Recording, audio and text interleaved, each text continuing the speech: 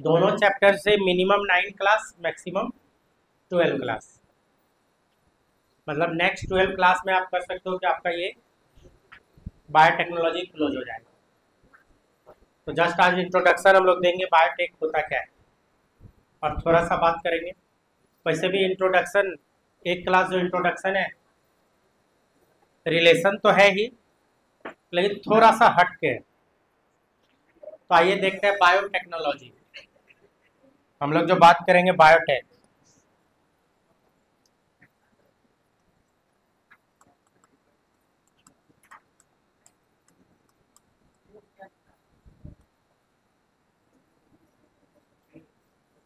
Bio plus technology, term तोड़ा जाए तो क्या निकलेगा? टर्म में एक टर्म क्या निकल जाएगा? बायो की बात करेंगे, और दूसरा टर्म क्या आएगा?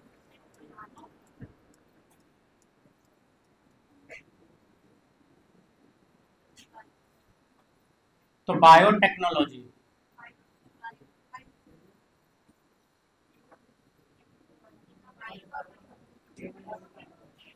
तो बायोटेक्नोलॉजी, तो बायो टेक की जो हम लोग बात करते हैं, वैसे तो बायो हम लोग लिविंग की बात कर रहे हैं, तो एक तरह से देखा जाए तो लिविंग के लिए टेक्नोलॉजी है ना, बायोटेक।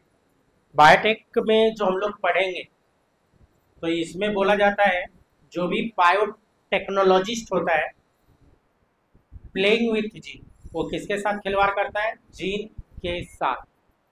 बायोटेक्नोलॉजिस्ट जो भी है, ये जीन के साथ खिलवाड़ करता है। क्या जीन के साथ? आप लोग मॉलिक्यूलर जेनेटिक्स जब पढ़े थे, तो मैंने बताया था कि हम लोग कोई भी काम करते हैं तो ड्यू टू जीन। हंसते हैं तो जीन के कारण, रोएंगे भी तो जीन के कारण, स्किन कलर ऐसा है तो जीन के कारण, हेयर कलर ऐसा है तो भी जीन के कारण, लंबे हैं तो जीन के कारण, नाटे हैं तो जीन के कारण। मतलब एवरी कैरेक्टर कंट्रोल हो रहा है किसके द्वारा? जीन के द्वारा।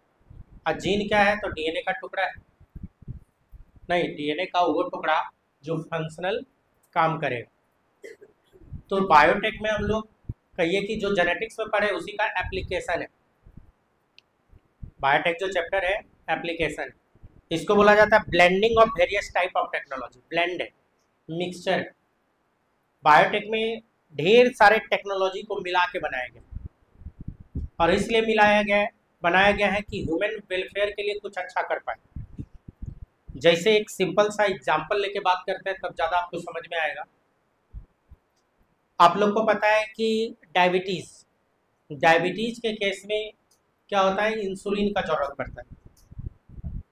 तो बायोटेक में, मतलब बायोटेक से पहले जो इंसुलिन लोग लाते थे, तो वो क्या करते थे? स्लटर एनिमल को मारते थे, गाय को मारते थे, बकरा को मारते थे, सुअर को मारते थे, उसको मार देते थे। मारने के बाद क्या होता था कि उसका पेनक्रियाज निकाला जाता था, पेनक्रियाज से आइसोलेट्स ऑफ लैंगर हैंग्स निकाला जाता था, वहाँ से बीटा सेल आइसोलेट किया जाता था, फिर उस बीटा सेल से कहिए कि उसको क्रश किया जाता था, वहाँ से सारा प्रोटीन को आइसोलेट किया जाता था, बीटा सेल में जितना प्रोटीन, उस प्रोटीन से फिर निकाला जाता था इंसुलिन को। तो प्रोसेस बहुत ही लंबा था और खर्चीला प्रोसेस भी था। नहीं, प्रोसेस जो था लंबा के साथ साथ खर्चीला प्रोसेस भी था। 1 मंथ का इंसुलिन के लिए, 1 मंथ, तो जो हम लोग बायोटेक किए थे, तो उस समय जो बुक था उसमें लिखा था 60,000 बकरे को मारा जाता था। 60,000, लेकिन मुझे लगा कि कुछ ज़्यादा लिख दिया, शायद एक जीरो एक्स्ट्रा है। तो अगर एक जीरो को हटा दिए तो भी कम नहीं है, 6,000। अगर जरा कॉस्ट अगर हम लोग जोड़े कि 6,000 बकरे का कॉस्ट क्या गिरेगा? अगर हम लोग मान लें कि 1,000 रुपया में ही एक बकरा दिया, जो कि पॉसिबल नहीं, फिर मान ले मिनिमम जोड़ते हैं, तो कॉस्ट कितना गिर गया बकरे का? इकाई, दाई, सैकड़ा, हजार, 10,000, लाख और 10 लाख, तो 60 लाख रुपया 1 मंथ के इंसुलिन के लिए खर्च करना पड़ेगा। ये तो हो गया बकरे का कॉस्ट।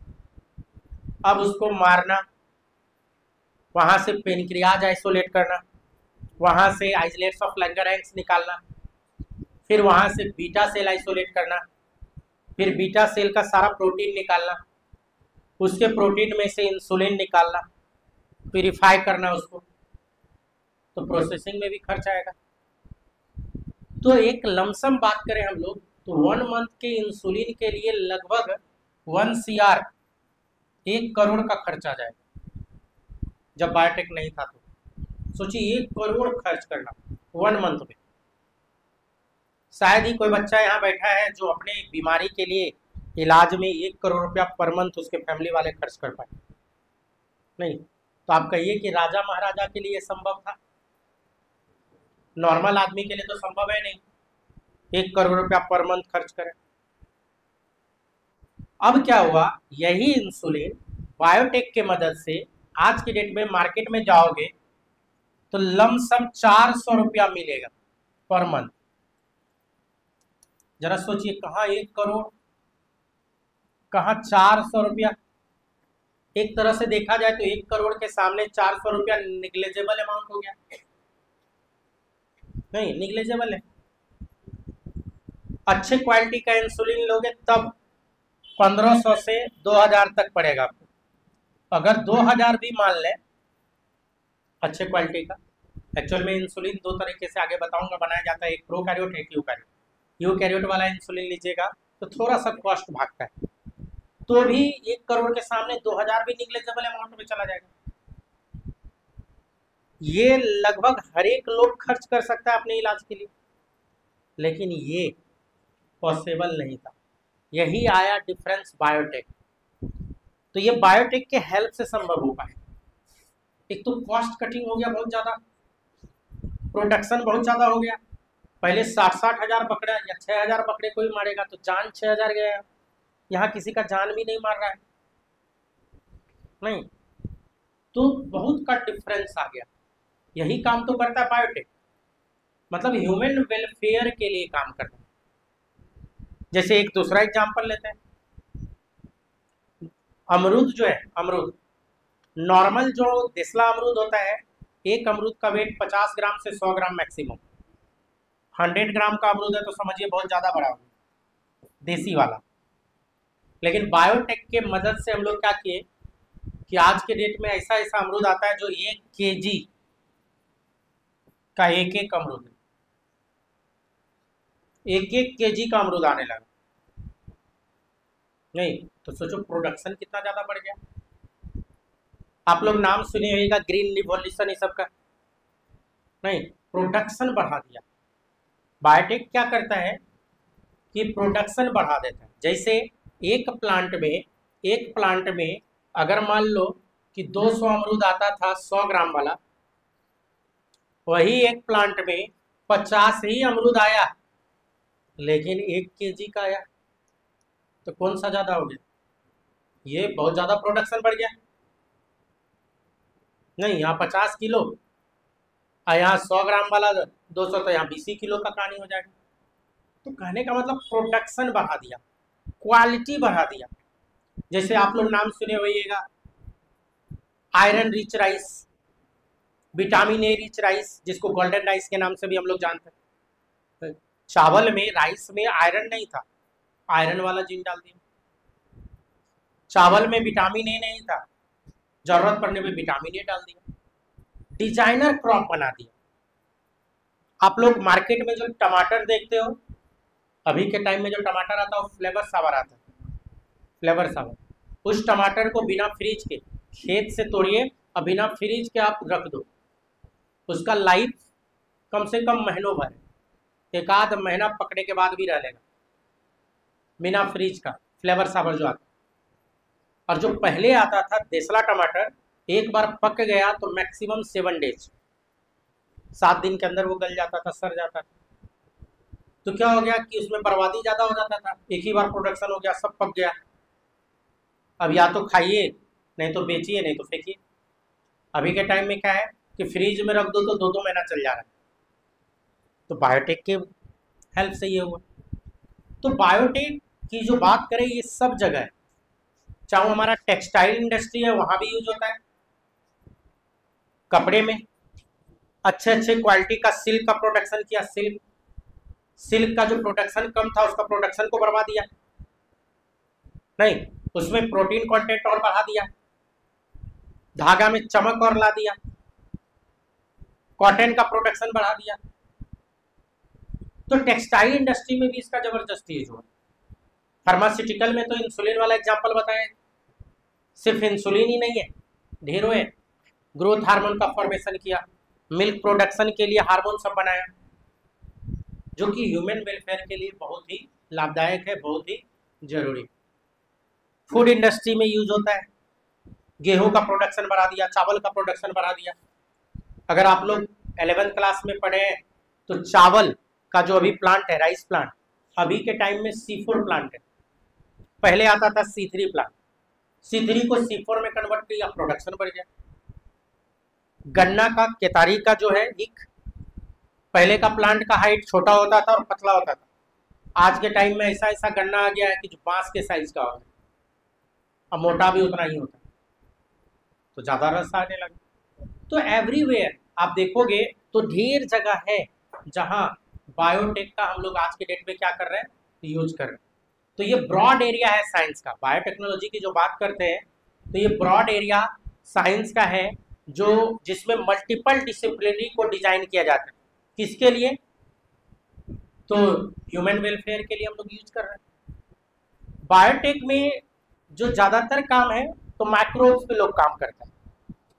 जैसे जो इंसुलिन की बात मैंने किया, तो ये वाला इंसुलिन तो बकरे को मार के लिया, लेकिन ये वाला इंसुलिन बैक्टीरिया से हम लोग बनवा लिए, हम लोग बैक्टीरिया को काम पे लगा दिए कि तुम काम करो इंसुलिन बनाने का।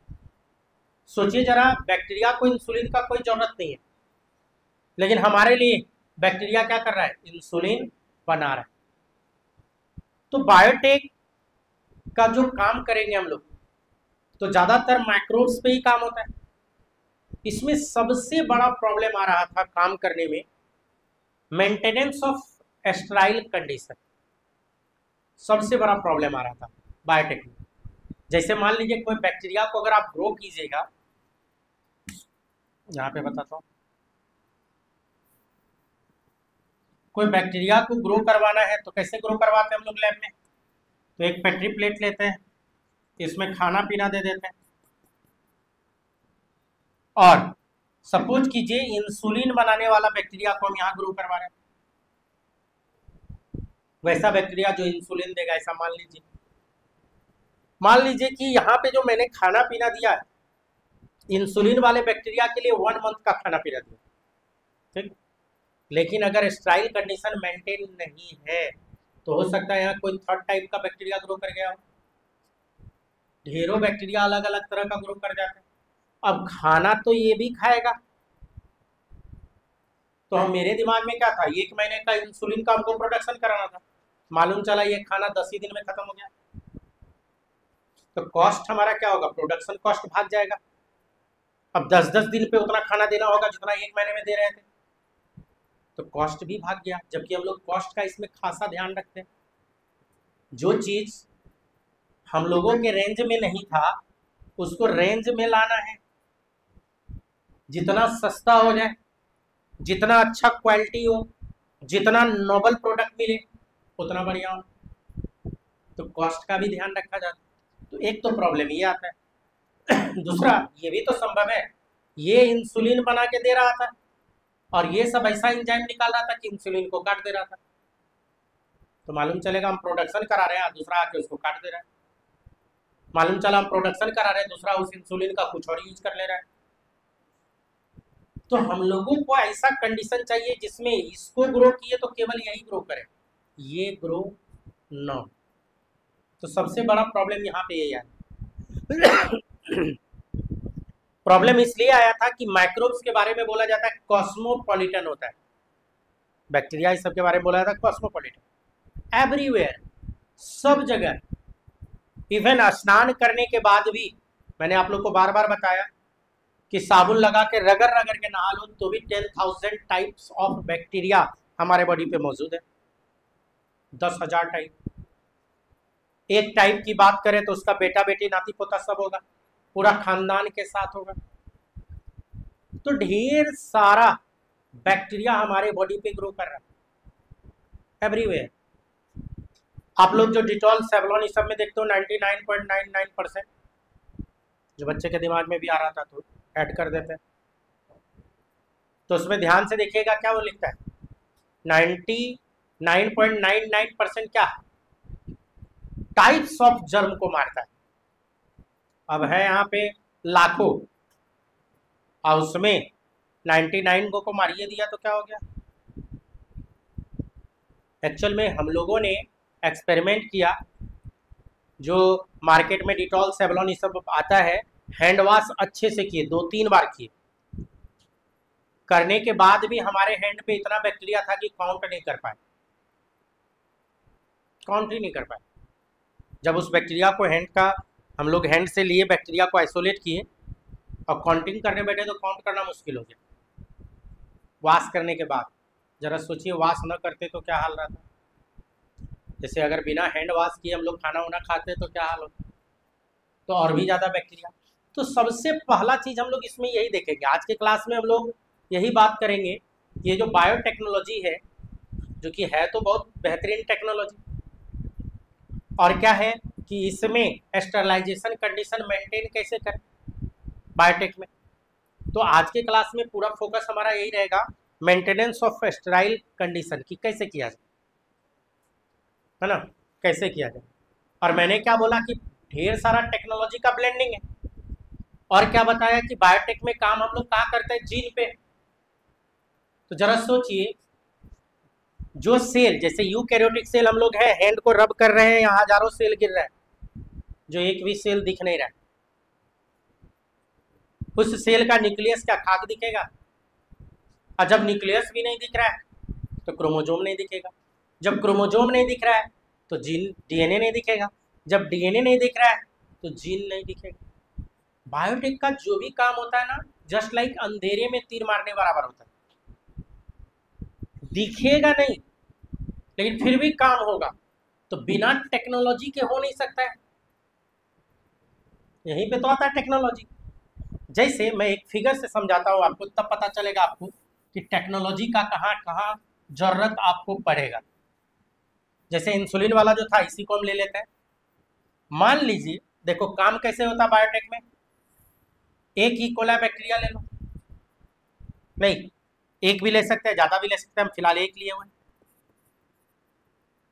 इसका मेन डीएनए होता है, प्लाज्मिड इसका होता है। आपको क्या करना होता है, प्लाज्मिड को आइसोलेट करवाइए, बाहर निकालिए। जब प्लाज्मिड लेते हैं तो जनरली ये बैक्टीरिया मर जाएगा, क्योंकि उसको हम लोग मार के दिए, प्लाज्मिड निकलवा ली। अब क्या किया जाएगा, इस प्लाज्मिड को सर्टेन पोजीशन पे कटवाना होता है, और काटने के लिए हम लोग यूज करते हैं रेस्ट्रिक्शन एंजाइम। रेस्ट्रिक्शन एंजाइम का यूज करते हैं। क्या होता है रेस्ट्रिक्शन एंजाइम, डिटेल में बात करेंगे। कैसे आइसोलेशन करते हैं डीएनए का, वो भी बात होगा डिटेल में। अब रेस्ट्रिक्शन एंजाइम क्या करेगा, इसको काट दिया है, कट लग गया। अब आपको क्या करना है, ह्यूमन का सेल लीजिए, बात नहीं, ह्यूमन का सेल लीजिए, उसमें से ऐसे तो डायरेक्ट बात करें तो पहले तो पेट चीरिए, पेनक्रियाज निकालिए, पेनक्रियाज से आइसोलेट्स ऑफ लैंगरहैंस निकालिए, वहां से बीटा सेल निकालिए। तो यहाँ पे ह्यूमन सेल, अगर मैं इंसुलिन लेके चलना चाह रहा हूँ तो बीटा सेल की बात हो रही है। ह्यूमन का सेल कौन सा, तो ह्यूमन का बीटा सेल ले लो आप, बीटा सेल।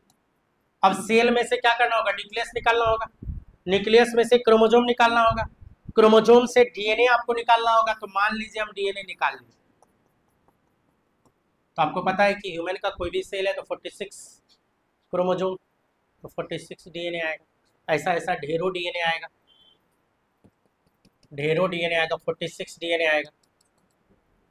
अब इसको हम लोग क्या करेंगे, फिर से सारे डीएनए को कटवाएंगे रेस्ट्रिक्शन एंजाइम का यूज करके। यहाँ जो रेस्ट्रिक्शन एंजाइम यूज किए, यहाँ का रेस्ट्रिक्शन यहाँ का सेम ही यूज करते हैं, क्यों सेम यूज करते हैं ये तब पता चलेगा जब रेस्ट्रिक्शन पढ़ लेंगे, तब फिर बात करेंगे कि सेम क्यों यूज कर रहे हैं, कटवाना पड़ेगा। अब क्या करेगा ये रिस्ट्रिक्शन एंजाइम, इसको ढेर सारा टुकड़े में बांट देगा, छोटा बड़ा ढेर सारा टुकड़ा। अब इस टुकड़े में इंसुलिन वाला जीन कौन है, आंख से तो दिख नहीं रहा है, आंख से तो डीएनए भी नहीं दिख रहा है, उस जीन को आइसोलेट करना होगा।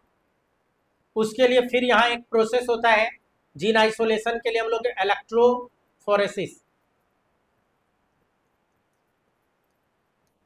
फोरेसिस के द्वारा हम लोग वो जीन आइसोलेट करेंगे जो इंसुलिन बना रहा होगा, या सीधा सीधी बोले तो जिस जीन में आपको इंटरेस्ट है, 30,000 जीन है हमारे पास, जिस भी जीन में आपको इंटरेस्ट है वो जीन आइसोलेट कीजिए।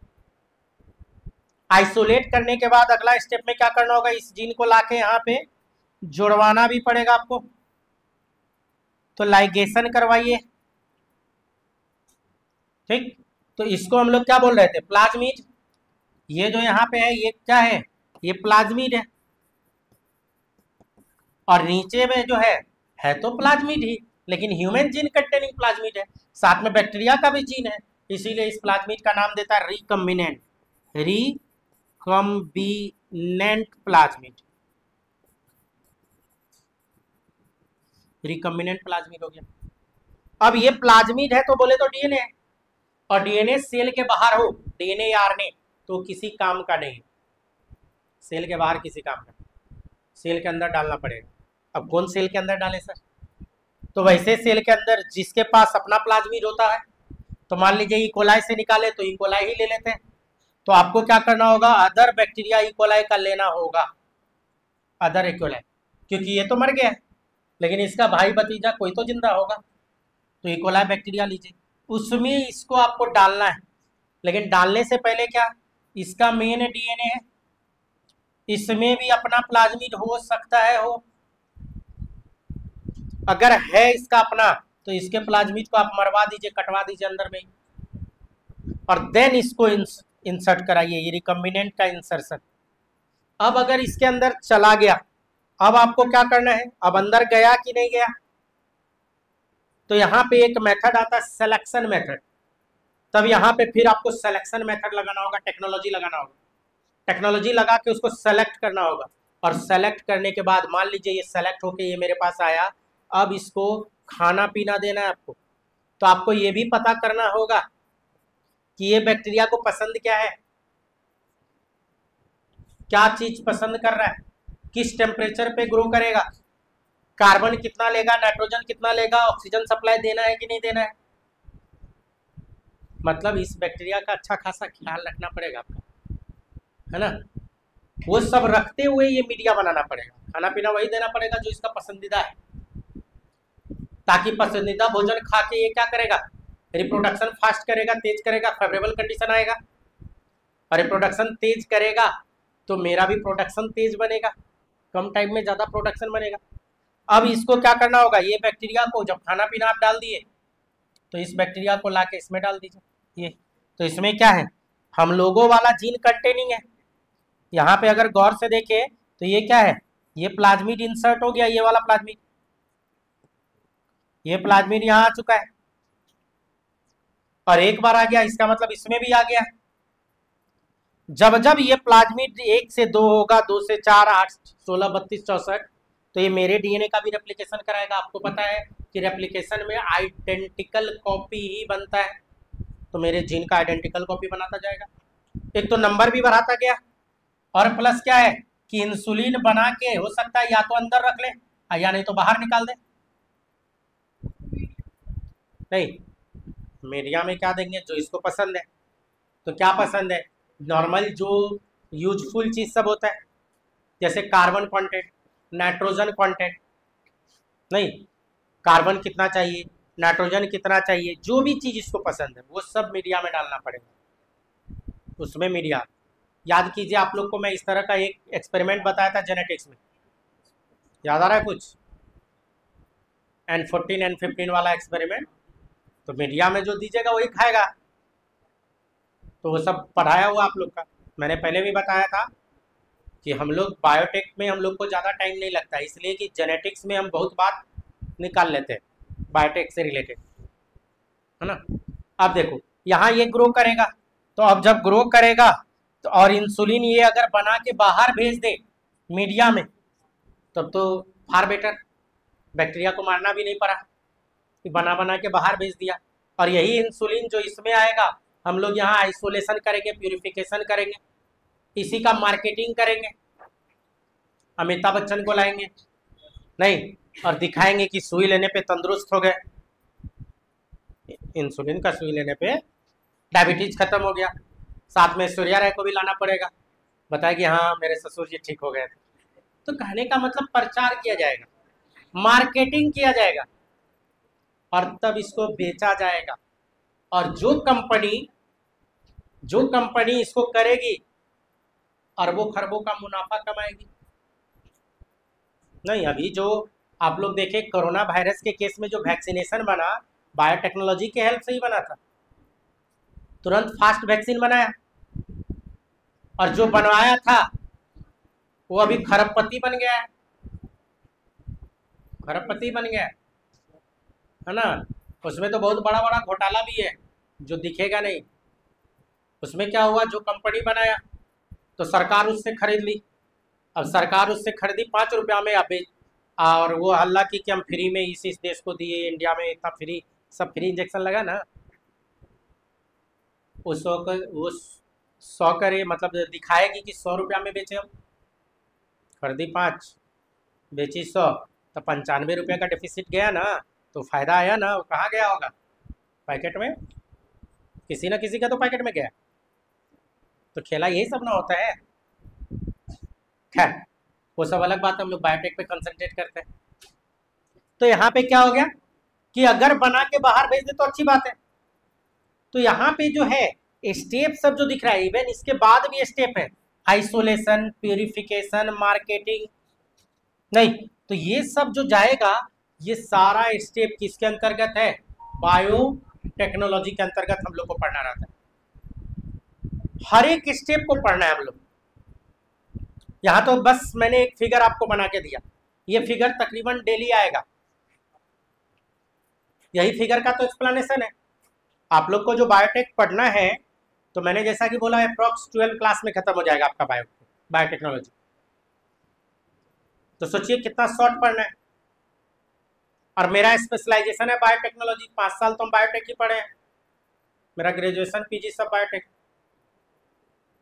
अब जरा सोचो, बायोटेक 5 साल पढ़े तब लगता है कि कुछ पढ़वे नहीं किए, तो आप लोग का अंदाजा लगाओ क्या लगेगा। तो आप लोग को क्या चाहिए, बायोटेक पढ़ ले और मेडिकल से रिलेटेड सारा क्वेश्चन बन जाए। आप लोग का मोटो यही होना चाहिए, आप लोग को डॉक्टर बनना है, आप लोग को रिसर्च फील्ड में जाना नहीं है, क्वेश्चन बनना चाहिए। और इसकी गारंटी है कि क्लास न छूटा तो 100 में 99 क्वेश्चन बनेगा, ऑलमोस्ट 100 का 100 भी बोल सकते, सिर्फ ध्यान से सुनना है लेक्चर। क्लियर। अब देखो इसमें स्टेप में क्या क्या आया, तो डीएनए कैसे आइसोलेट करेंगे, एक दिन तो ये भी पढ़ना पड़ेगा हमको, ये प्लाज्मिड के बारे में पढ़ना पड़ेगा। अगर एनसीईआरटी कभी गलती से भी पलट लिए हैं तो पीवीआर 322 का पूरा दिया हुआ है, टीआई प्लाज्मिड का दिया हुआ है, एग्रोबैक्टीरियम ट्यूबिफेसियन का पूरा फोटो दिया हुआ होगा, तो प्लाज्मिड डिटेल में देखना पड़ेगा। फिर प्लाज्मिड को कैसे कटवाते हैं रेस्ट्रिक्शन एंजाइम से, या डीएनए को कैसे रेस्ट्रिक्शन एंजाइम से कटवाते हैं, वो भी स्टेप देखना पड़ेगा। एक क्लास तो उसमें भी लग जाएगा, रेस्ट्रिक्शन एंजाइम का कटिंग कैसे हो रहा है, कैसे काम कर रहा है। फिर कैसे इसको जुड़वाते हैं, जुड़वाने के बाद सेल के अंदर कैसे डाल रहे हैं, ये भी लगेगा, इसमें भी एक क्लास लगभग लग जाएगा। तकरीबन हर एक स्टेप पे एक एक क्लास है, हर एक स्टेप पे आपको एक एक क्लास यहाँ पे लग जाएगा। और जिस दिन इस फिगर का कंप्लीट एक्सप्लेनेशन खत्म हो जाएगा, वो दिन समझिए आपका बायोटेक डन।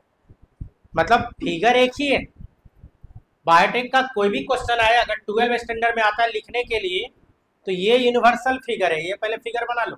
खाली करना क्या है, वहाँ इंसुलिन ना देके वहाँ जीन ऑफ इंटरेस्ट लिख दीजिए। मैंने यहाँ पे इसीलिए देखिए बीटा सेल तो लिख दिए, लेकिन आगे इंसुलिन नहीं लिखे।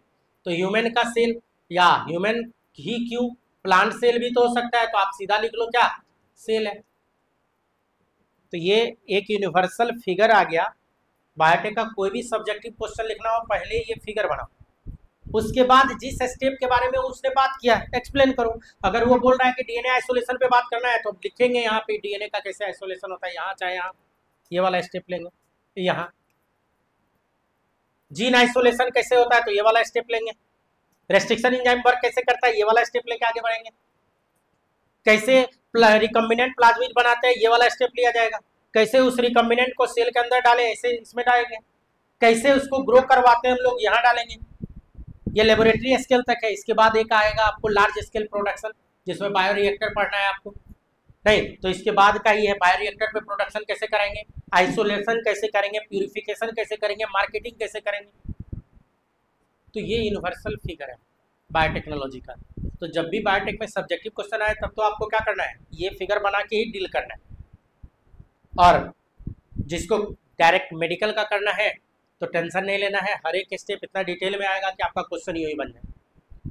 लेकिन इसी स्टेप में मैं एक प्रॉब्लम अभी मैंने क्रिएट किया था कि मुझे ग्रो करना है ये बैक्टीरिया, लेकिन गड़बड़ अगर हो गया ये ग्रो कर जाए तो खाना दिए इसको 1 महीने का, मालूम चला ऐसा ऐसा 10 को ग्रो करके खाना 3 दिन में खत्म कर दिया। अगर 3 दिन के बाद इसको दोबारा खाना ना मिलेगा तो मेरा ये बैक्टीरिया मर जाएगा, और अगर ये मर गया तो ये प्रोसेस फिर शुरू से करना पड़ जाएगा। तो ये तो लफड़ा वाला प्रॉब्लम आ गया, ये तो दिक्कत है। इतना प्रोसेस बोर्ड पे ना हम लोग 5 मिनट में कर लिए, 10 मिनट में कर लिए, ये स्टैंडर्डाइजेशन करने में साइंटिस्ट को सालों लग गया है ना। 5 साल 10 साल 20-20 साल साइंटिस्ट लैब में काम करता रहता है, तब उसको स्टैंडर्डाइज फॉर्म में लेके आ पाता है, तब जाके कोई एक चीज़ का डिस्कवरी होता है। पूरा जिंदगी लगा होता है साइंटिस्ट का। तो ये चीज़ है। अब भी सोचो पूरा जिंदगी लगा के इतना बढ़िया बनाया, आई मर जाए तो दिक्कत ना है, जिंदा रखना जरूरी है। तो सबसे बड़ा प्रॉब्लम इसमें क्या आ गया था, मेंटेनेंस ऑफ स्टेराइल कंडीशन। अब स्टेरलाइजेशन मेंटेन कैसे करेंगे। एक्चुअल में बायोटेक में 2 ही चीज मेन पढ़ना है, एक स्टेराइल जो कि आज खत्म करेंगे हम लोग, बस सुनना है उसमें, और देन आरडीटी। आरडीटी में ये रिकम्बिनेंट डीएनए टेक्नोलॉजी। तो डीएनए कैसे आइसोलेट किए, डीएनए को कैसे कटवाए, कैसे उसको जोड़वाते हैं, रिकम्बिनेंट कैसे बनाते हैं, नहीं तो ये सब प्रोसेस किस में आ जाएगा, आरडीटी के अंतर्गत आ जाएगा। अब देखो स्टेरलाइजेशन के बारे में आपका एनसीईआरटी मुश्किल से 2-3 लाइन बात किया है। स्टेरलाइजेशन क्या होता है, तो किसी भी तरह का माइक्रोब्स है या अनवांटेड माइक्रोब्स है, जैसे इसमें इसको जिंदा रखना है, बाकी सबको मार देना है, तो यही तो है माइक्रोब्स फ्री इन्वायरमेंट करना है। स्टेरलाइजेशन का मतलब है कंडीशन की जो बात करता है वैसा कंडीशन जो माइक्रोब्स फ्री हो। लेकिन मैंने बोला प्रॉब्लम तो है कि माइक्रोब्स तो सब जगह है, एवरीवेयर है। तो बायोटेक का कोई भी काम करना है तो आपको लैब बढ़िया चाहिए, अच्छा लैब चाहिए। और लैब में जो स्टेरलाइजेशन पे हम लोग जो बात करेंगे, तो स्टेरलाइजेशन ढेर तरह का होता है। Heat sterilisation, light sterilisation, chemical sterilisation, नहीं ढेर तरह का स्टेरलाइजेशन होता है। तो सिर्फ 2-2 लाइन थोड़ा सा सुनते हैं सबके बारे में, आइडिया आ जाएगा, फिर आगे बढ़ेंगे इसमें। जैसे अगर मैं बात करूं लैब का, एक हाईटेक लैब में जाओगे ना, तो हाईटेक लैब के अंदर मान लीजिए ये लैब है, तो माइक्रोब्स फ्री इन्वायरमेंट बना के रखा जाता है। तो उसको बनाने का के लिए बड़ा मशक्कत करना पड़ता है। एक हाईटेक लैब में घुसने से पहले 3-4 कमरा होगा पहले से। जैसे मेन लैब में घुसने से पहले बाहर में एक कमरा होगा जिसमें आप जूता चप्पल खोल के रख दीजिए, अंगूठी चूड़ी नाक का कान का जहाँ भी पहने हैं खोल के रख दीजिए, उसका कबर्ड बना रहता है। पहला स्टेप में ये सब काम कर देना। सेकेंड कमरे में जाइएगा, सेकेंड स्टेप पे उसका जाइएगा, है ना। तो वहाँ क्या होगा, अगर आप साइंटिस्ट हैं अच्छे लेवल पे हैं तो वहाँ पे तभी हाईटेक लैब में जा पाइएगा। तो जो भी हाईटेक में जा रहा है वो साइंटिस्ट है, लेवल का है।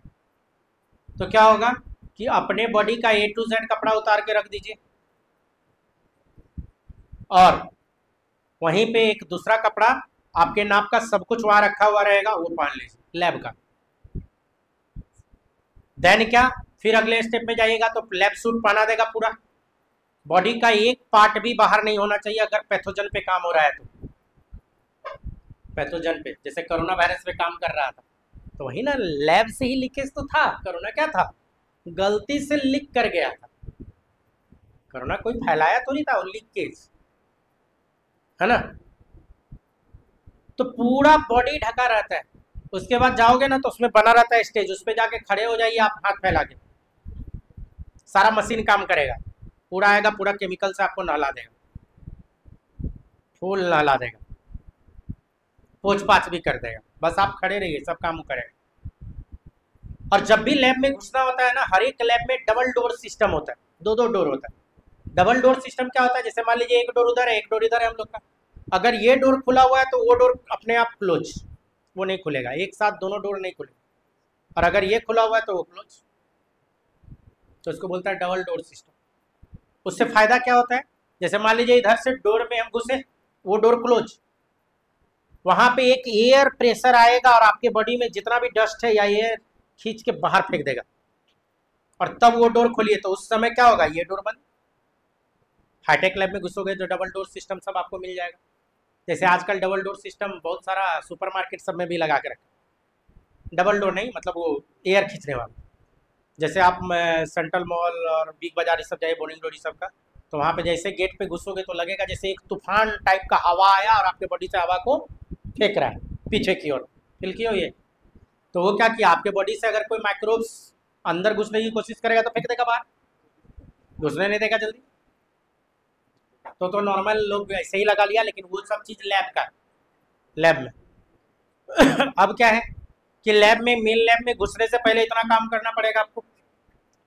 अब मेन लैब में जब घुसोगे तो मेन लैब को स्टेराइल करके रखना पड़ेगा, माइक्रोब्स फ्री। कैसे करेगा, तो यहाँ पे आता है लाइट स्टेरलाइजेशन। लाइट स्टेरलाइजेशन में मेनली यूज होता है UV light, ultraviolet radiation. जिस तरह से हम लोग का नॉर्मल ट्यूब होता है ना, यूवी ट्यूब भी आता है मार्केट में। यूवी ट्यूब आप देखना, बहुत सारा जो साइट सब है, अमेजोन, फ्लिपकार्ट, ये सब पे यूवी ट्यूब मिल जाएगा आपको, है ना।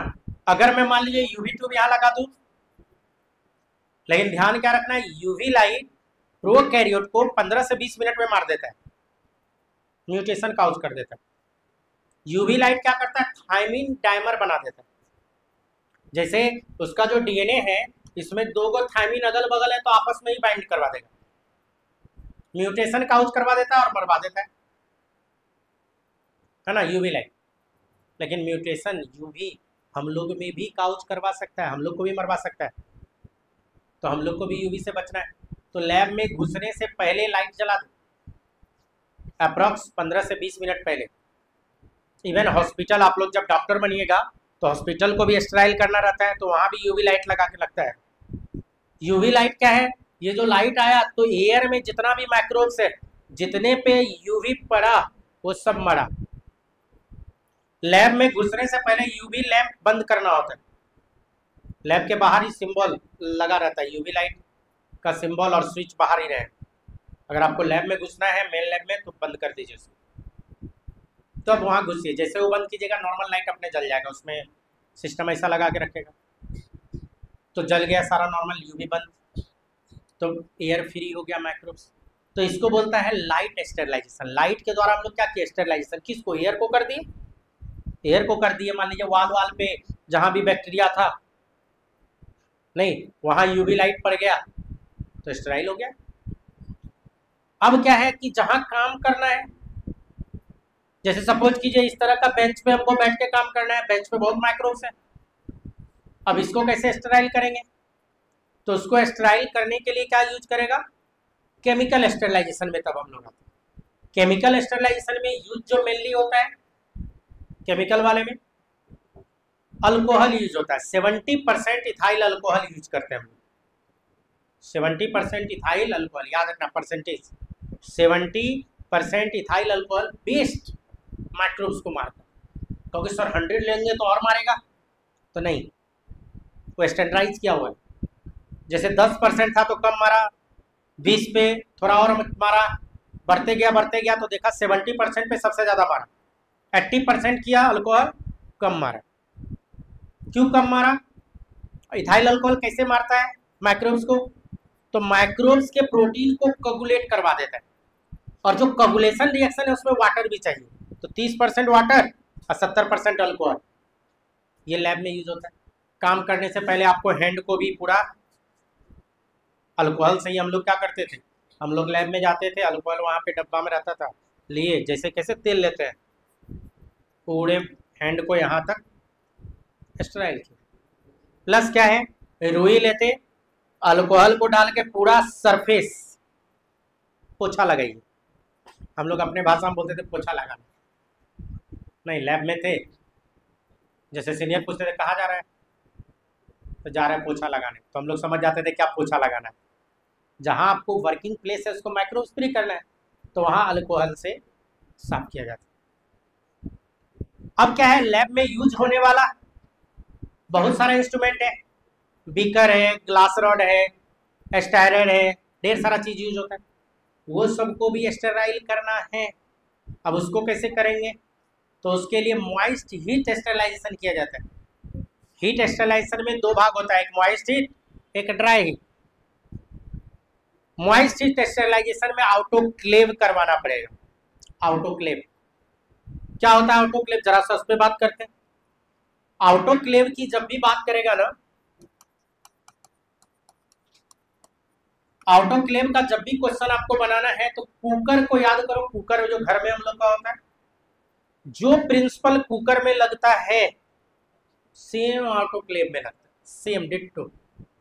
तो कुकर को याद करके जब भी ऑटोक्लेव आए तो कुकर को याद करके आंसर टिक कर दो कि कुकर में होता तो क्या होता, सही हो जाएगा। ऑटोक्लेव ऐसे देखने में छोटा बड़ा ढेर सारा होता है। एक नॉर्मल ऑटोक्लेव मैं दिखाता हूँ आपको, इस तरह का इसका डबल वाल रहता है, इसका अपना ढक्कन भी होता है, ढक्कन होगा, इसमें अपना सीटी भी लगल होता है, कुकर में जैसे सीटी होता है ना, नहीं तो सीटी भी लगा होता है। इसमें अंदर का कितना प्रेशर है, प्रेशर गॉज लगा होता है, अंदर कितना टेम्परेचर चल रहा है तो थर्मिस्टर लगा होता है।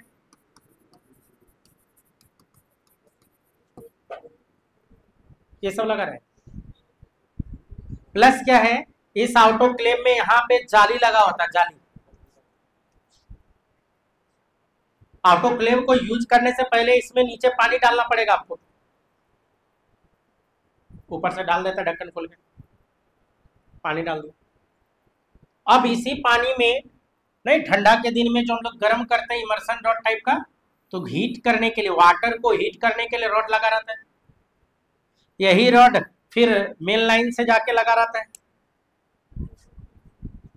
जिस भी चीज को ऑटोक्लेव करवाना है, खासकर जितना भी ग्लास वेयर है, उसको मॉइस्ट हीट स्टेरिलाइजेशन ही करवाते हैं।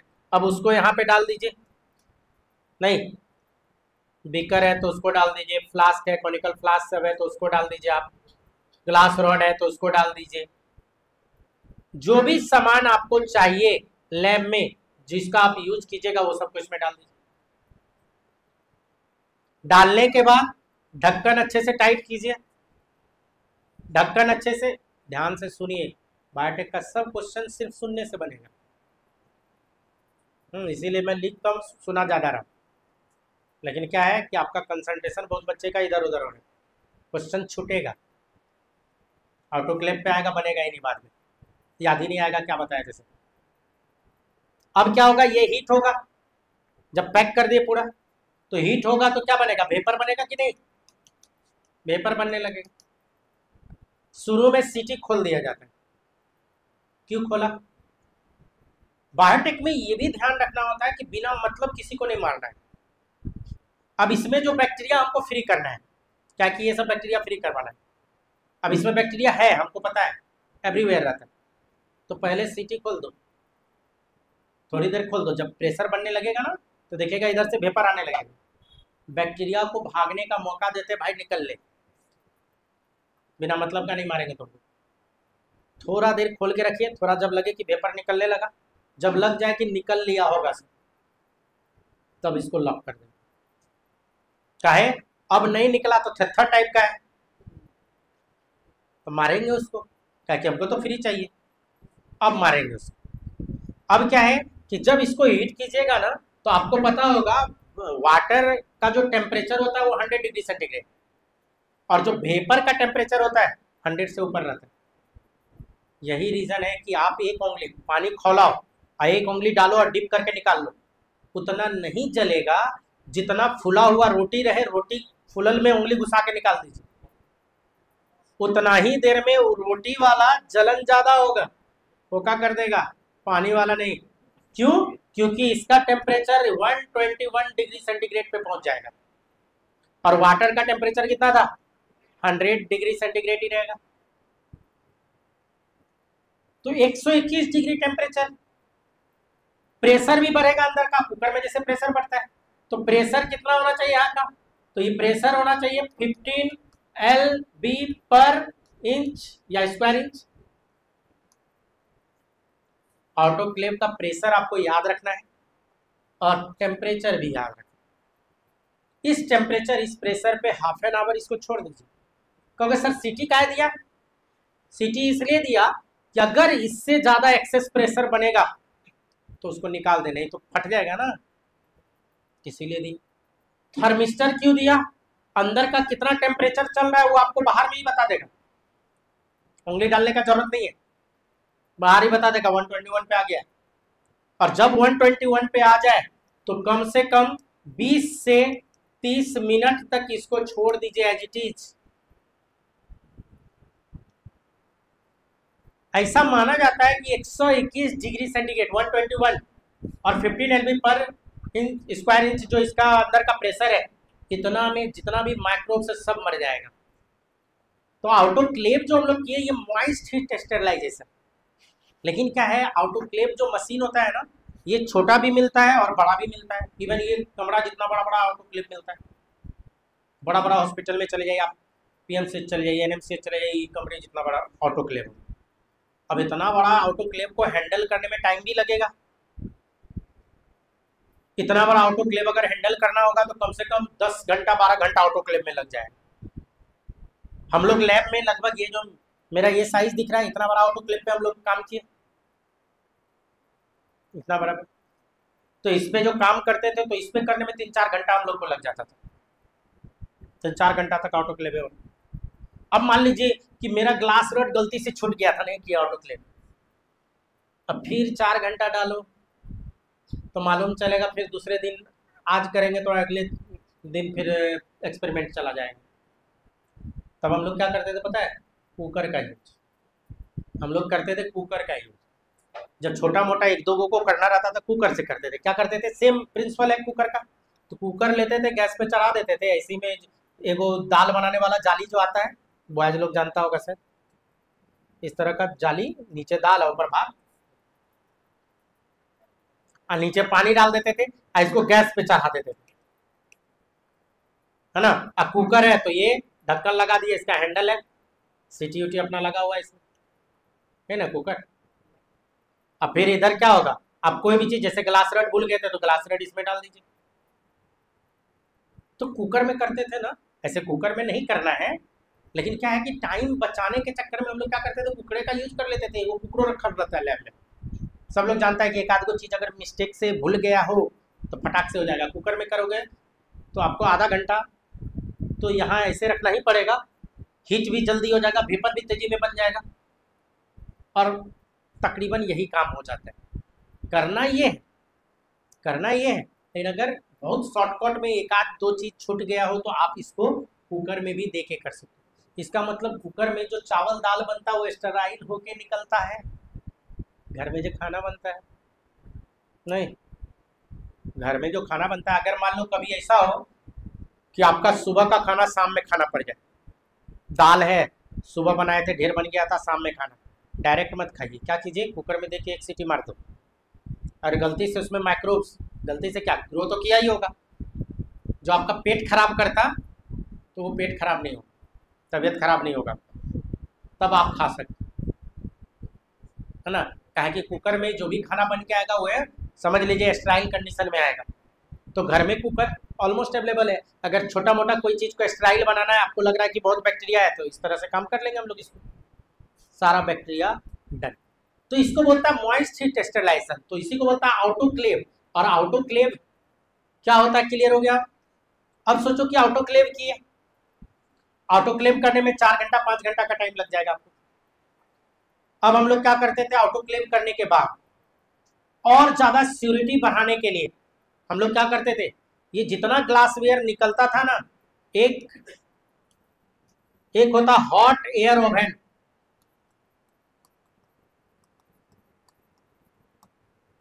हॉट एयर ओवन के अंदर ये सब ऐसे उसमें बना रहता है स्टेज, और इसमें डबल डोर सिस्टम होता है, इसमें भी डबल डोर सिस्टम होता है। हॉट एयर ओवन में क्या करना है, जो भी चीज आपने पेट्री प्लेट मान लीजिए किए, तो यहाँ पे लाके रख दीजिए पेट्री प्लेट, एक के ऊपर एक, एक के ऊपर एक, यहाँ भी रख सकते हैं। जो भी सामान आपने आउटोक्लेव किया इसमें डाल दो, इसमें लाके डाल देना है hot air oven. Hot air oven का टेम्परेचर 160 डिग्री सेंटीग्रेड तक हो सकता है।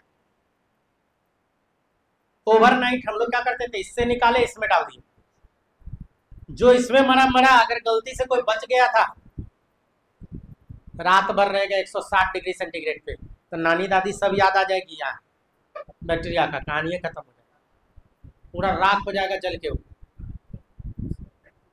कुछ नहीं होगा, वैसा बनाया होगा, वैसा मटेरियल का है ना। तो पक्का है 160 डिग्री सेंटीग्रेड पे टेम्परेचर रहेगा, तो जस्ट लाइक ये देखने में कैसा लगता है, फ्रीज के तरह, हॉट एयर ओवन छोटा फ्रिज उसके तरह, उसमें खांचा बना रहेगा, उसमें आप डाल दो। हॉट एयर ओवन का एक गेट खोले तो अंदर वाला गेट तुरंत नहीं खोलना है, मुंह जल जाएगा पूरा, खोल के तुरंत हाथ डालोगे हाथ जल जाएगा। उसमें हैंड डालने के लिए पूरा ग्लव्स चाहिए कि जो 160 डिग्री को जल जाए, और प्लस हीट रहेगा। बड़ा एक्सीडेंट होता है, एक बार मेरे से भी एक्सीडेंट हुआ था यहाँ हॉट एयर ओवन का, है ना। एक्चुअल में क्या है कि हॉट एयर ओवन में टेम्परेचर इतना होता है कि जनरली कॉलेज वॉलेज में काम करने पे क्या होता है कि गर्ल्स लोग जल्दी हाथ नहीं डालेगी ओवन में, जानते हैं हाथ जल जाएगा। तो हुआ क्या कि हम वहीं पे ऑटोक्लेव कर रहे थे, दोनों अगल बगल रखा रहता है, मेरा ऑटोक्लेव पे काम था, हम काम कर रहे थे।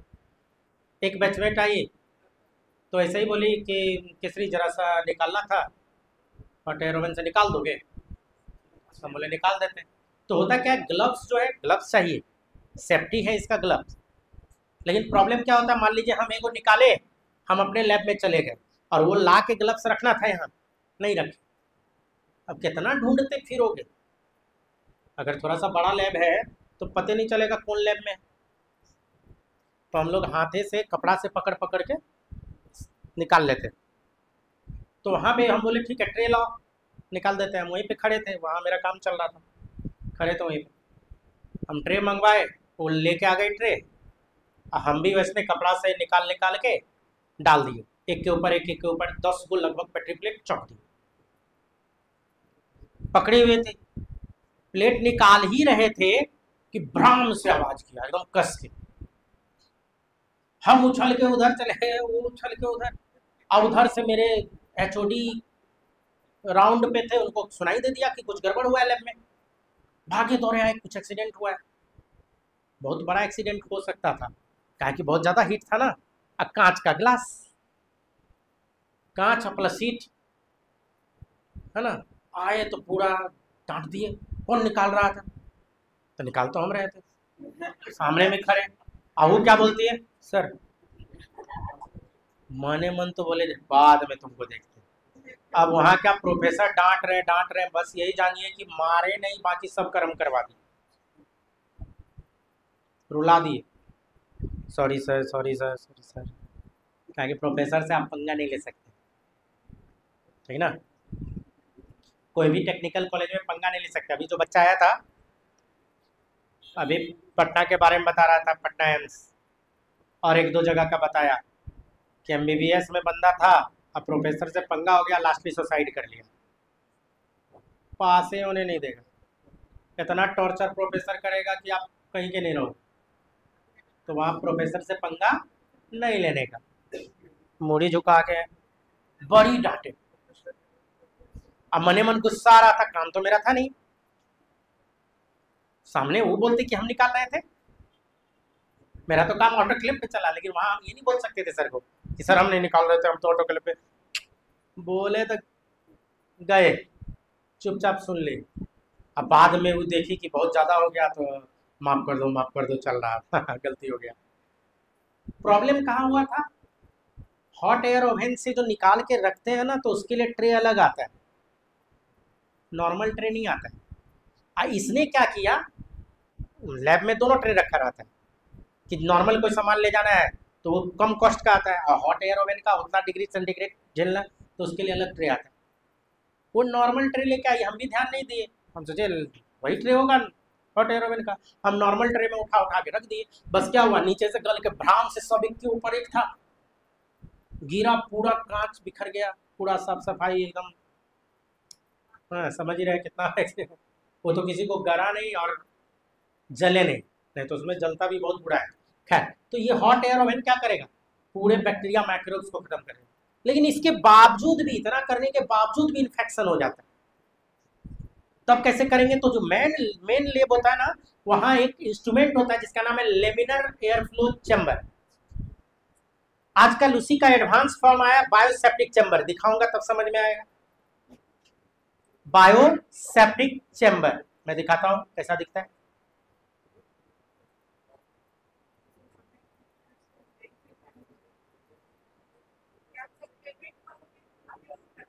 क्या हो गया,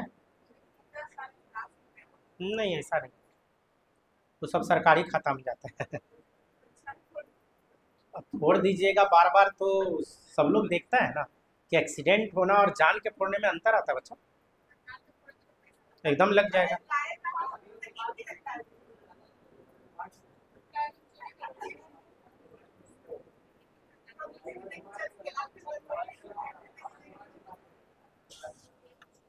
बस बस बस हो गया।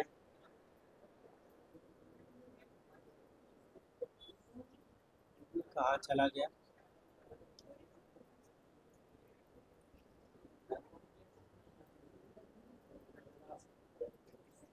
आउटोक्लेव आउटोक्लेव आउटोक्लेव,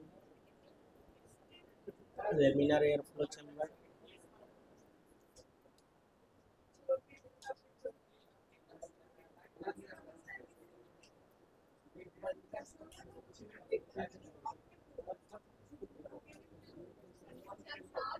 हाँ मिल गया। स्टेरलाइजेशन में हम लोग को बात करना है आउटोक्लेव, आउटोक्लेव नहीं, laminar air flow, laminar air flow. Just एक वीडियो दिखाता हूँ, बड़ा अच्छा सा है लेमिनर में, सारा काम लेमिनर के अंदर चलता है, सारा काम लेमिनर के अंदर चलेगा।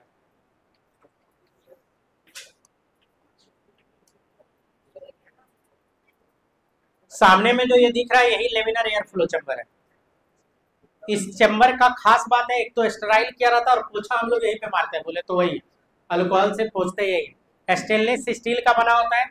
एक बार हैंड अंदर कर दिया साइंटिस्ट तो हाथ निकालना नहीं है, हाथ निकाले तो फिर स्टेराइल कीजिए, फिर अंदर घुसाइए। एक बार देखिए घुसा दिया तो घुसा दिया, जो भी चीज यूज करना है पहले से इसमें रख दिया जाता है, माइक्रोब्स छोड़ के, माइक्रोब्स छोड़ के, और इसी पे पूरा काम होता है। इसका खास बात क्या होता है इस चैम्बर का, इसमें बाहर का एयर न तो अंदर घुसने देगा, हाँ अंदर का एयर न तो बाहर आने देगा। अंदर मान लीजिए कोई पैथोजन गलती से निकल गया तो उसको आपके नाक तक आने नहीं देगा, खींच लेगा। ये जो साइड से ये सब जो छेद दिख रहा है, इसमें क्या होता है, सक्शन प्रेशर इतना तगड़ा होता है कि अंदर का चीज यहाँ से खींच लेगा, बाहर का चीज। इतना बेहतरीन डिजाइन होता है इसका, है ना। जैसे डेमोस्ट्रेशन दिखाया भी होगा, हल्का सा हम आगे करते हैं इसको, इसमें नहीं दिखाया, इसमें तो सीधे दिखाया है काम कैसे करना है। एक बार आप इंडिया में क्या है, बिहार में हम लोग खूब किए हैं ये सब काम, हम लोग लेमिनर पे खूब काम किए। हाँ, कोई भी ठीक ठाक लैब रहेगा उसमें बिना इसका काम ही नहीं चलेगा। एक तो ये है, दूसरा रुकिए एक और इसका है वो दिखाता हूँ, उसमें डेमोस्ट्रेशन दिखाया बड़ा बढ़िया सा, एक दूसरा दिखाता हूँ। तो लेमिनर एयर फ्लो चैम्बर में रख के ही काम होता है।